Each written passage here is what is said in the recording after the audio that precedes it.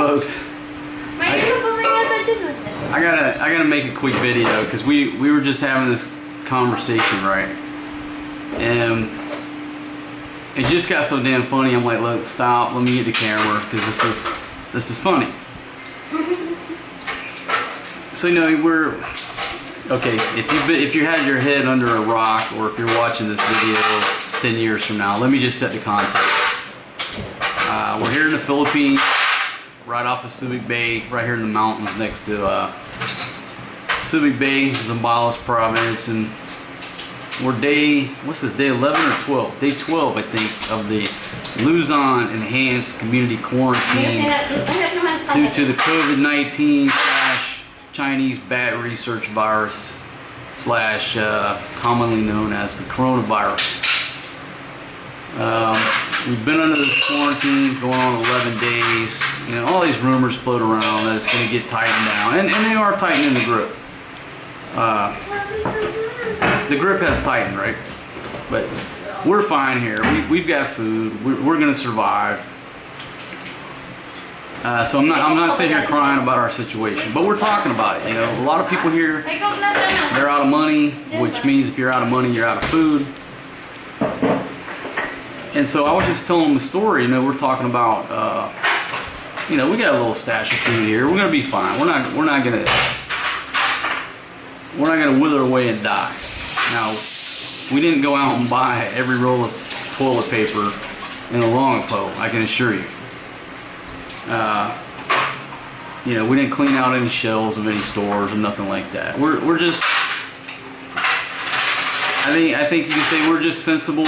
We're gonna survive, but we're not gonna be sitting here, you know, especially after my booze runs out, living high on the hog. Okay, with all that said, thank you very much, John. There's a beautiful Helen of Troy. Folks, just brought me a Captain Morgan and Coke. And I got them ladies over there chopping up ice for me because let me get off topic. I've never had, this is the best refrigerator I've ever had being in the Philippines. That's an awesome ass ref. But there's no automatic ice maker. You know, you gotta fill up the trays or you buy the ice over at the store. Ladies, let me show my viewers a tube of ice here. Let me show you guys how ice is sold here in the Philippines. Give me that tube, please. Okay, now how much is this, honey? Hey, I'm the one who made that. Oh, you made this? Yeah. Okay, but if you buy this down at the store, how much? 4 pesos? Okay, so this is how ice is typically sold here in the Philippines. They just fill up a plastic bag of water and freeze it. You go to the sorry store and you get it for like 4 pesos, which is, what is that, 8 cents? Like a dime, 10, just say around 10 cents, right? And you take it back and you break it up. And that's what they're doing over there, being so noisy. But if you're a foreign guy and you try to break this up, right? You know, if you drop it on the damn tile floor, he'll half the time you might break a tile. These Filipinos know how to beat the shit out of this and get it out of there. But a pain in the ass is the ice a lot of times sticks to the plastic. So I'm sitting here, you know, this is one of my pet peeves of this system. I'll be sitting here drinking my damn rum and coke and all of a sudden, you know, you got a piece of plastic in your mouth from where it's stuck to the damn block of ice. So anyhow, that's all the noise that these ladies are over there making. Back on point here. We're just talking about you know, times in our life when we're poor. You know, you don't have a lot of money to buy food, so you become very resourceful. And I was telling the ladies a story, because let's face it, folks, most people here think if you're, especially you're from the U.S. or Australia, the UK, you know, they think we're rich. And I tell these stories about, you know, when I was in, oh shit. Cut that out. Got a corona. I tell these stories about back when I was a young guy. You know, I grew up dirt poor. You know, my origins was dirt poor on a red dirt road in the backwoods of Mississippi. Fucking poorest state in the nation, right? I mean, maybe we're in competition with West Virginia, but maybe Alabama. But I think Mississippi takes it. So anyhow, in my younger years, you know, there were times when I was dirt ass poor. I did things to make extra money, you know, working my ass off every day doing what I did, but in my spare time I pick up cans, root through dumpsters, you know, see what we come up with to sell. Go behind a damn grocery store, root through their dumpster. You know, back in the day, they just put it in the dumpster. They'd put it by the dumpster. Wasn't no, you know, real rules or regulations. I guess there's all kind of health regulations now. I did my share of dumpster diving. I spent my time in dumpsters, coming up with some shit to make money off of, and food and everything else. Hell, there was a time when I had some pigs, some hogs. I'd go dumpster diving for food for the pigs, you know. How'd they get on that topic? So anyhow, I'm telling these ladies, right? I'm telling these ladies there was a time in my life, and it was around 96, no, 95, 96, I think it was 96. I crashed my motorbike, fractured my femur, I was out of work for a while. My old lady had fucking taken off with my son, taking all my fucking money. It was like the perfect storm to just totally wipe my ass out and set me back down to zero. I finally got back to work, because that's another story in itself about the motorcycle crash. I finally got back to work. I'm behind on my rent, my truck payment. I had no money. Just the perfect storm, you know, to be fucking broke, especially with a, you know, ex-wife, you know, draining all your goddamn funds. So at that point in time, when I started trying to catch up my bills, you know, I'm trying to catch up, I'm trying to get back to neutral ground, get my head above water. I'm still limping around, my legs all gimped up. I had 26 staples in my ass. And I found myself, like, I'd have maybe 30 bucks left over for 2 weeks. Now, you know, there's a saying that when you don't have resources, you know, you become resourceful. This beautiful girl over here chopping ice. So, at that point, when I didn't have any money, I certainly became resourceful. And where you can really stretch your dollar out is by changing the way you eat, your diet, especially in America. Damn, my girl looks so beautiful. I gotta focus in on that. Folks, you can get jealous, it's okay. Beautiful ladies. So, you know, you go from eating, you know, if you go from going to Publix or Kroger or whatever the hell it was, you know, going to the grocery store, buying $100 every Friday or whatever you do, to I didn't have $100. So I went there with my 30 bucks, whatever I had. I bought some rice, I bought some ramen noodles. Pretty much that was it, you know. I was like, how am I gonna maximize my budget and eat and just keep going and survive? So like I would cook rice at night. Now face it, in America we don't fucking eat rice. We eat rice when we go to the Mexican restaurant and we get some damn Mexican rice. That's delicious, right? Or you get some fried rice at the Chinese place, or you know, when else? We don't eat rice, but over here rice comes with every meal.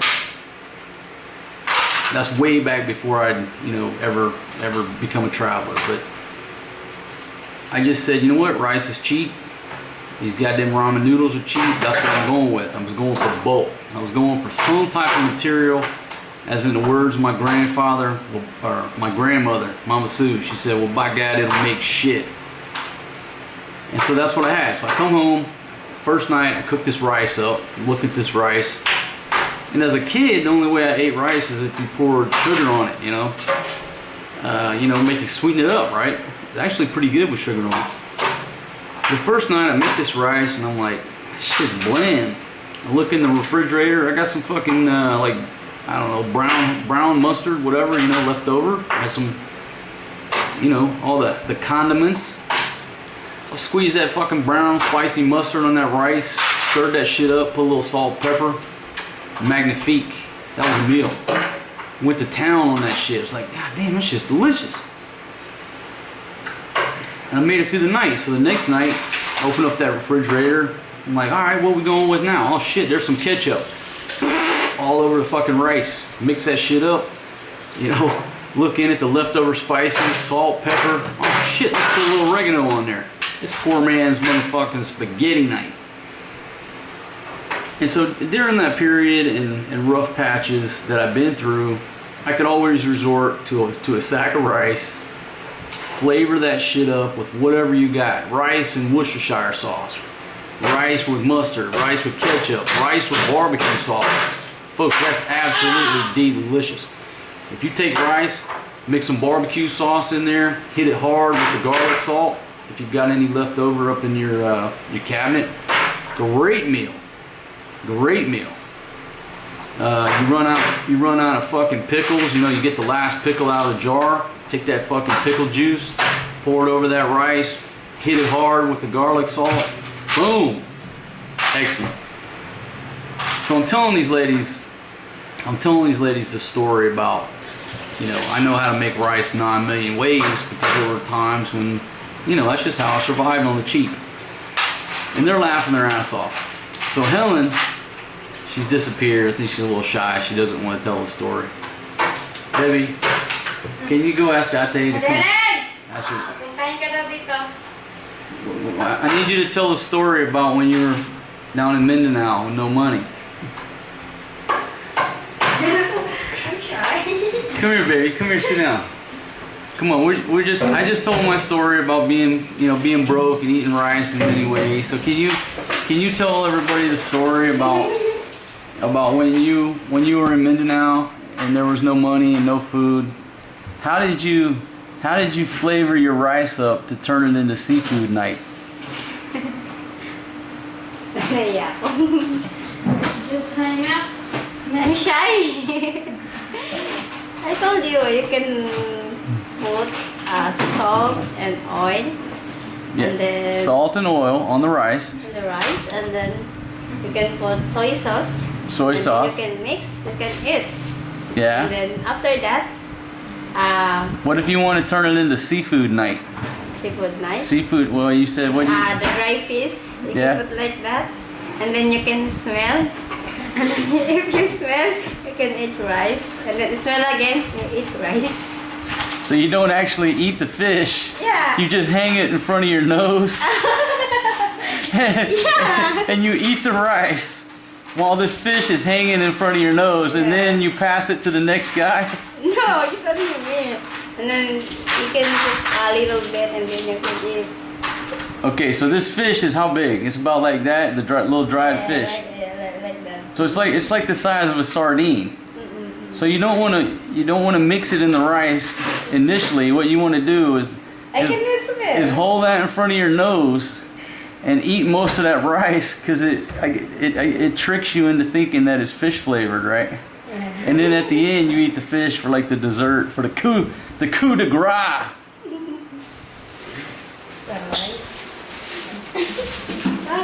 Hey, be careful. Swinging that big booty around. My goodness.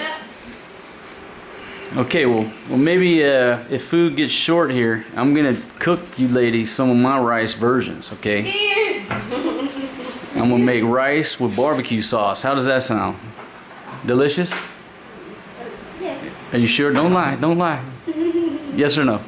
Yes. Okay. What about rice with mustard? I don't know. No. Rice with ketchup? I never eat a mustard. You? No. Look like I don't like the taste. It's okay with ketchup. It's okay with ketchup. But the mustard?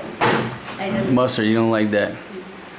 Okay. Well, folks, I mean the point of this this discussion is that, you know, there's no telling what's going to happen here. I mean, right now, everything's fine. Logistics are flowing. Local folks are out of money. It's very heartbreaking. But I think the world over, everybody's out of money. You know, the more developed countries, you know, you have government assistance, so you're not going to starve. And there is some government assistance coming here, but it's not gonna reach all the people. I don't know what the point of this video was. I guess the learning lesson or the point maybe is that we're gonna survive one way or the other. We're gonna survive even if we have to get down to creative ways to make rice during a quarantine and a lockdown and a pandemic. Sounds like a nice cookbook. Yeah. So anyhow, I just figured I'd share that with you. Maybe you found that totally fucking boring, but I felt it was just very funny listening to her tell the story about eating this rice, holding that damn fish next to her nose, tricking her system into believing that rice was fish flavored, and then saving that one little fish, that dried fish that was hers, until the very end, savoring it. You know, I just thought that was cute. But you know, some people in the world, you gotta survive like that. You gotta survive like that, my friends. All right, maybe that'll be the quick down and dirty video from my crew here. It's Saturday, I think day 11 of the Luzon Enhanced Community Quarantine. The Metro Manila locked down, a state of calamity. And I don't know what all, cause I've been jet flying, limousine riding, and women loving. Woo! Daddy, you messing with the nature boy. My goodness. My goodness. My goodness. Ladies, I got a question. How'd you get so beautiful? Fatima, how'd you get so beautiful? Ask your mother? I would, but she don't speak good English. No, you can ask my father. Does he speak English? Huh? He died 10 years ago. Hele.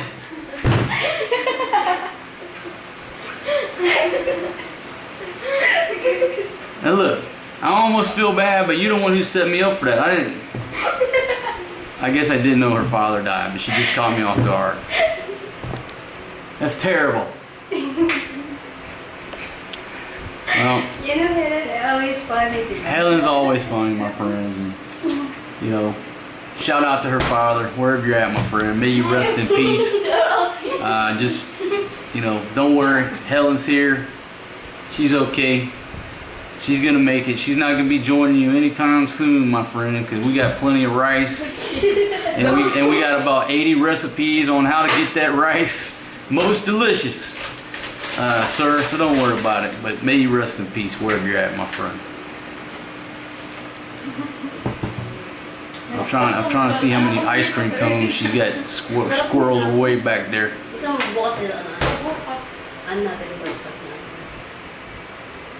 Okay, folks. All right, that's the end of the video. Hope you're at least entertained. If you're not a subscriber, bottom right-hand corner of your screen, hit that Overstay Road sign. Get on board our train.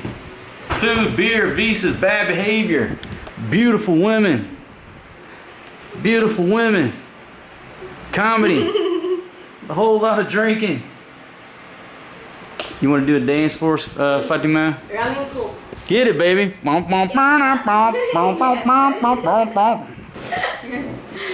up pa yun na. That's a warm up. Let's do it. I know a girl, but she don't wanna work because she twerk. My goodness! Ay, warm up na yan.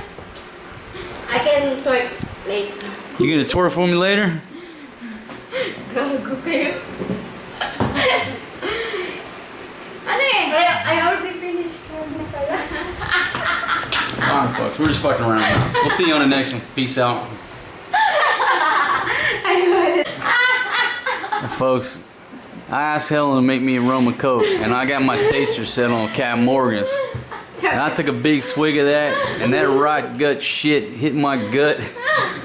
And I'm like, what the hell is this? And they both started laughing, because apparently she did you ask her what she put in there? Yeah. No. Oy, sabi ko, anong nilagay mo ito? Sabi mo, emperador. Anyhow, she knew that she had put that rot gut MP in there, and nobody told me. Why didn't you guys just tell me? I thought if you drink Maybe I certainly know the difference between Captain Morgan's rum I don't know. and Imperador. Uy, sayang sa nano to. What? Those waste that. Drink that. Yeah. Or Chris is right. This is now. That's why you can drink that. Emperador is good for the health now. Good for Me also, I have Emperador. Well, here, I'll give you a little bit more, and then you'll do some twerking for us later. I finished already. I mean, I got some serious offers on people that want to buy y'all's panties. Ano na ba? Oh, it's panty pa ba? Panty. Who wants to sell? No. I didn't have panty. Oh, she don't wear panties. Yeah, I didn't. That's a problem. We'd have to go buy her some panties for her to wear the panties before she could sell the panties. Only tea bag, not panty. Oh, you got a teat back? Well, if the panties are 10,000, the teat back's got to be 15 at least. Maybe we'll have an auction. Oh, My price. Too expensive, ba? What about a charity auction? We'll do a charity auction. We're gonna auction off a pair of each of your panties, and we're gonna donate that to the unemployed bar girls of the Philippines. The baggers, you have many money. You cannot donate the panty. All right, folks. Enough fucking around. All right. Thanks for joining us. All right. We'll see y'all later. Alright. Okay, so I suggest drink the Kulafo Emperador or Tanduay. That's the medicine of the coronavirus. Yeah. But my brother, you cannot drinking alcohol because good boy, always go church. But me, bad girl. Always drinking red horse. That's why I little bit chubby. And the people said I'm pregnant. Excuse me, I'm not pregnant. this one's pregnant with the red horse, and this one's pregnant with an ice cream cone. This ice cream lang. Fatima's probably gained like 6 kilos since we moved over here, and she became the ice cream bandit. Because she always buy ice cream, that's why she eat She always buy the ice cream. She's got an addiction. And then she ate yesterday chocolate. What? Where did But she then get the when chocolate? She buy downstairs chocolate. She ate that. That's why she a little bit chubby. Honey, is that true? Me and Forrest G, not know. Don't blame it on Forrest G. Forrest G's not the one that's chubby. And then she give me one piece. And then, okay, I eat. Only one piece? Huh? She only give you one piece, and how many she eat? I don't know. Yeah, only one piece she give me. And Forrest, one also. And how many ba you buy chocolate? Meron pa dyan, no? They have one Still there. chocolate. They have 4 in there. Or So you bought a bunch of chocolate, and you gave them each one piece. Forrest G one piece. You gave Ati one piece, and you kept all the rest for yourself. it's there, oh! Honey, that's why you getting a little chubby. Yeah, you beautiful, baby. You beautiful. Nothing wrong with a little chubby. A little bit chubby. Yes, one. Ain't no Oswald over there.